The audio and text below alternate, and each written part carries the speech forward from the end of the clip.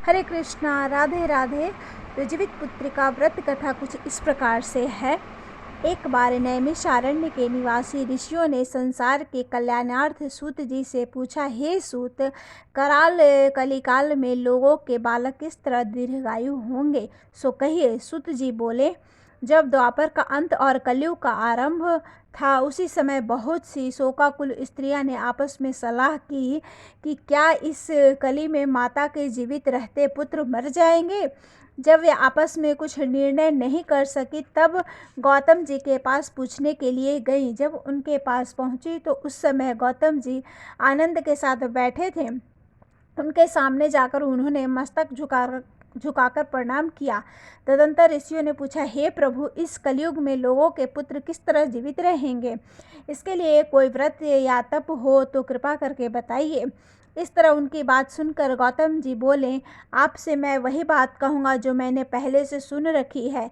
गौतम जी ने कहा, जब महाभारत युद्ध का अंत हो गया और द्रोण पुत्र अश्वत्थामा के द्वारा अपने बेटों को मरा देखकर सब पांडव बड़े दुखी हुए थे, तो पुत्र के शोक से व्याकुल होकर द्रौपदी अपनी सखियों के साथ ब्राह्मण श्रेष्ठ धौम्य के पास गईं और उसने धौम्य से कहा, हे विपेंद्र, कौन सा उपाय करने से बच्चे दीर्घायु हो सकते हैं? कृपा करके ठीक ठीक कहिए। धौम्य बोले, सतयुग में सत्य वचन बोलने वाला, सत्याचरण करने वाला समदर्शी जिमुतवाहन नामक एक राजा था। एक बार वह अपनी स्त्री के साथ अपनी ससुराल गया और वहीं रहने लगा। एक दिन आधी रात के समय पुत्र के शोक से व्याकुल कोई स्त्री रोने लगी, क्योंकि वह अपने बेटे के दर्शन से निराश हो चुकी थी। उसका पुत्र मर चुका था। वह रोती हुई कहती, हाय, मुझ बूढ़ी माता के सामने मेरा बेटा मरा जा रहा है। उसका रुदन सुनकर राजा जिमुतवाहन का तो मानो हृदय विदीर्ण हो गया। वह तत्काल उस स्त्री के पास गया और उससे पूछा, तुम्हारा बेटा कैसे मरा है? बूढ़ी ने कहा, गरुड़ प्रतिदिन आकर गांव के लड़कों को खा जाता है। इस पर दयालु राजा ने कहा, माता, अब तुम रो मत, आनंद से बैठो, मैं तुम्हारे बच्चों को बचाने का यत्न करता हूँ। ऐसा कहकर राजा उस स्थान पर गया जहाँ गरुड़ आकर प्रतिदिन मांस खाया करता था। उसी समय गरुड़ भी उस पर टूट पड़ा और राजा के शरीर का मांस खाने लगा। जब अतिशय तेजस्वी गरुड़ ने राजा का बायां अंग खा लिया, तो झटपट राजा ने अपना दाहिना अंग फेर कर गरुड़ के सामने कर दिया। यह देखकर गरुड़ जी ने कहा, देव योनियों में तुम कौन हो? तुम मनुष्य तो नहीं जान पड़ते। अच्छा, अपना जन्म और कुल बताओ। पीड़ा से व्याकुल मन वाले राजा ने कहा, हे पक्षीराज, इस तरह के प्रश्न करना व्यर्थ है। तुम अपनी इच्छा भर मेरा मांस खाओ। यह सुनकर गरुड़ रुक गए और बड़े आदर से राजा के जन्म और कुल की बात पूछने लगे। राजा ने कहा, मेरी माता का नाम शैव्या और मेरे पिता का नाम शालिवाहन है। सूर्यवंश में मेरा जन्म हुआ है और जिमुतवाहन मेरा नाम है। राजा की दयालुता देखकर गरुड़ ने कहा, हे महाभाग, तुम्हारे मन में जो अभिलाषा हो वह वर मांगो। राजा ने कहा, हे पक्षीराज, यदि आप मुझे वर दे रहे हैं तो वर दीजिए कि आपने अब तक जिन प्राणियों को खाया है वह सब जीवित हो जाएं। हे स्वामिन, अब से आप यहाँ बालकों को न खाएं और कोई ऐसा उपाय करें कि जहाँ जो उत्पन्न हो वे लोग बहुत दिनों तक जीवित रहें। धौम्य ने कहा कि पक्षीराज गरुड़ राजा को वरदान देकर स्वयं अमृत के लिए नागलोक चले। वहां से अमृत लाकर उन्होंने उन मरे हुए मनुष्यों को हड्डियों पर बरसाया। ऐसा करने से सब लोग जीवित हो गए जिनको कि पहले गरुड़ ने खाया था। राजा के त्याग और गरुड़ की कृपा से वहां वालों का बहुत कष्ट दूर हो गया है। उस समय राजा के शरीर की शोभा दूनी हो गई थी।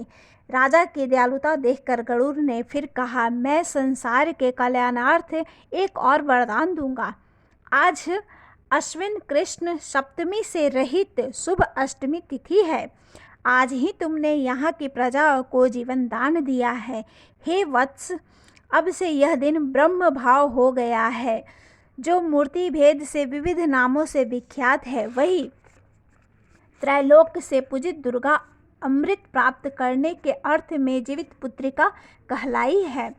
सो इस तिथि को जो स्त्रियां उस जीवित पुत्रिका की और कुश की आकृति बनाकर तुम्हारी पूजा करेंगी, तो दिनों दिन उनका सौभाग्य बढ़ेगा और वंश भी बढ़ती होती रहेगी। हे महाभाग, इस विषय में विचार करने की भी आवश्यकता नहीं है। हे राजन, सप्तमी से रहित और उद्या तिथि की अष्टमी को व्रत करें, यानी सप्तमी विद्य अष्टमी जिस दिन हो उस दिन व्रत न कर शुद्ध अष्टमी को व्रत करें और नवमी में पारण करें।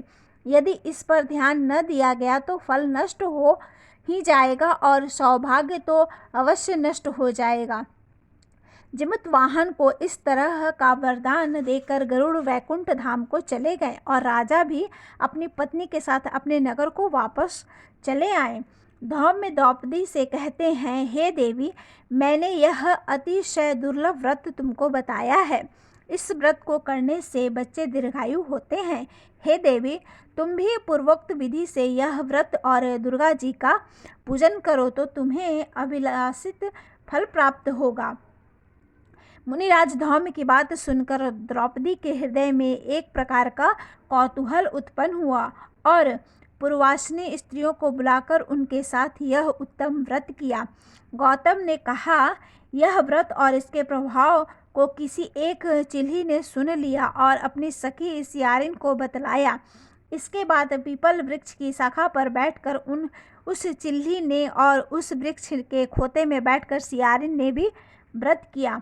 फिर वही चिल्ही किसी उत्तम ब्राह्मण के मुख से यह कथा सुन आई और पीपल के खोते में बैठी हुई अपनी सखी को सुनाया।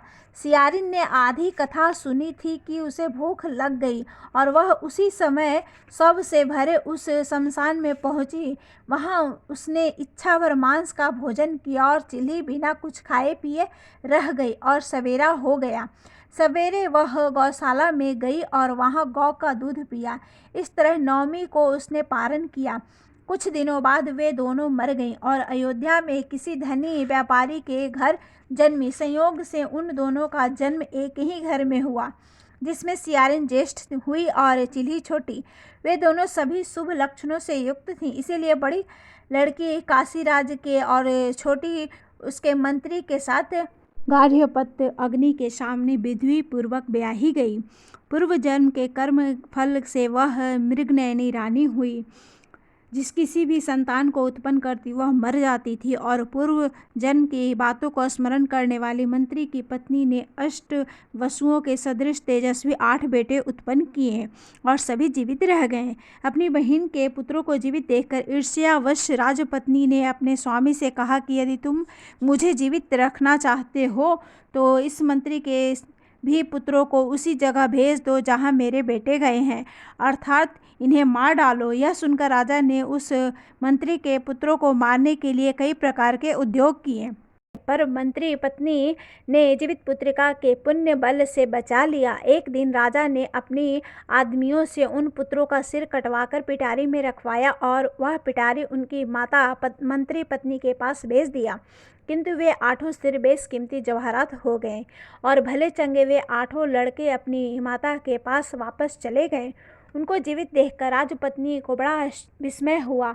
अंत में वह मंत्री की पत्नी के पास आई और उसने पूछा, बहन, तुमने कौन सा ऐसा पुण्य किया है जिससे बार बार मारे जाने पर भी तुम्हारे बेटे नहीं मरते? इस पर मंत्री की पत्नी ने कहा, पूर्व जन्म में मैं चिल्ही थी और तुम सियारिन, दोनों ने व्रत किया था। तुमने व्रत के नियमों का भली भांति पालन नहीं किया था और मैंने किया था। इसी दोष से हे बहन तुम्हारे बेटे नहीं जीते हैं। ओ राजरानी, अब भी तुम उस जीवित पुत्री का व्रत को करो तो तुम्हारे बेटे दीर्घायु होंगे। मैं तुमसे सच सच कह रही हूँ। उसके कथा अनुसार रानी ने व्रत किया, तभी से उनके कई बेटे सुंदर और दीर्घायु होकर बड़े बड़े राजा हुए। सूत जी कहते हैं कि सब प्रकार का आनंद देने वाला मैंने यह दिव्य व्रत बतलाया है।